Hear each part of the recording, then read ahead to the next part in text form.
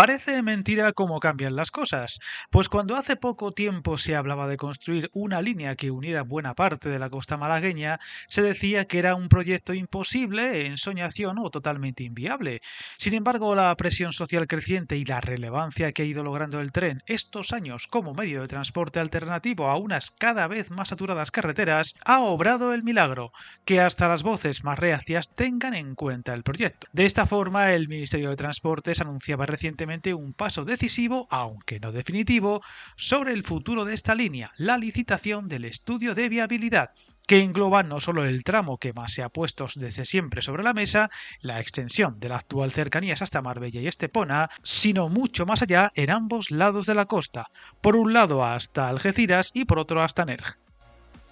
De hecho, los técnicos del gobierno dejaron caer algunos datos que, parece claro, respaldarían el potencial de este complejo y caro proyecto, con las cifras de demanda que tendría ese ferrocarril si existiera a día de hoy, con 46 millones de viajes anuales solo entre Málaga y Estepona, que serían muchos más, hasta 60 millones al año en todo el trazado Algeciras-Nerja, unas cifras que ayudarían a amortizar mucho más la gran inversión que necesitaría este proyecto por la complejidad del territorio, muy urbanizado y atrapado entre el mar y la montaña. Tal es así que uno de los actores más reacios a este proyecto, el ministro de Transportes Óscar Puente, hace meses lo consideraba inviable y ahora se muestra entusiasmado con esta infraestructura, asegurando en una publicación en su famosa cuenta de Twitter que será una realidad más pronto que tarde. Viajar en tren nunca fue tan fácil. En trenes.com encuentra y reserva tus billetes de Renfe, Wigo, Irio y muchos otros países europeos. Vive experiencias únicas a bordo y recuerda, si vas sobre raíles, está en trenes.com. Dentro de ese estudio de viabilidad, cifrado en 1,2 millones de euros y con un plazo de ejecución de año y medio, se abordarán todas las opciones reclamadas en la zona, desde un servicio de cercanías ampliado a la coexistencia de todos los servicios, incluso la alta velocidad, abriéndose también a estudiar estaciones en La Marina, Pedregalejo, El Palo, Rincón, Torre del Mar y Nerja, así como la extensión hasta Algeciras.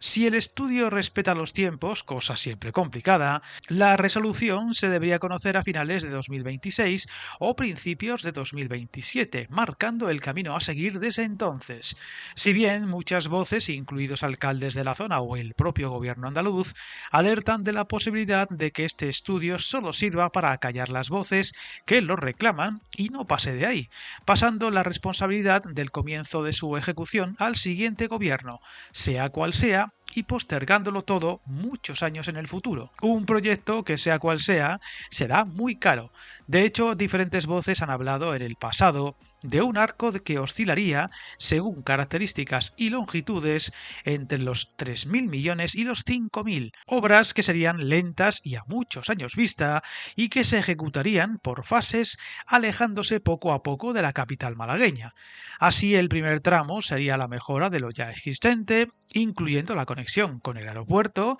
el segundo extendería la red a Marbella, el tercer tramo sería el que llegaría a Estepona, el cuarto el que conectaría esta nueva red al campo de Gibraltar y el último y más a largo plazo el de la extensión este hasta Nerja, en ambos casos recorriendo la costa. Otro detalle que se abre a salir adelante en un hipotético futuro es el de construir una línea que conecte el campo de Gibraltar y la bahía de Cádiz, como ya contamos en otro vídeo del canal, lo cual añadiría un incontable valor a todo el proyecto, al conectar esta zona con Málaga ininterrumpidamente y de forma directa por tren. El estudio además ofrecerá las mejores alternativas también en detalles como el ancho de vía, velocidades, qué tramos serán de vía única y qué tramos de doble vía y por supuesto las estaciones, aunque se da por hecho que en la parte occidental del recorrido no podrían faltar las de Aeropuerto de Málaga, Torremolinos, Benalmádena, Fuengirola, Mijas y Estepona, ya existentes, Marbella, Manilva, San Roque y Algeciras. Mientras que la parte oriental, los puntos clave serían la Plaza de la Marina, en el centro de Málaga capital, Málaga Este, que podría ir en el barrio de Pedregalejo o El Palo, Rincón de la Victoria, Torre del Mar y Nerja. El tiempo dirá si estos plazos que se han empezado a dar, así como el evidente cambio de paradigma, son reales o solo un espejismo, ya que una vez acabe el estudio que arrancará en breve, quedará lo más complejo, ejecutar el proyecto sea cual sea y poner los dineros. Por lo que en esta zona del país todavía son más los escépticos que los entusiastas y tendremos que esperar todavía no poco tiempo para saberlo. En cualquier caso, el cambio de mentalidad y las nuevas fases en las que ha entrado esta posible obra son de destacar incluso como ejemplo a seguir para otros puntos del país, por lo que seguiremos muy pendientes al devenir del mismo para contarlo. Suscríbete al canal y recuerda hasta el camino más largo se inicia con un primer paso.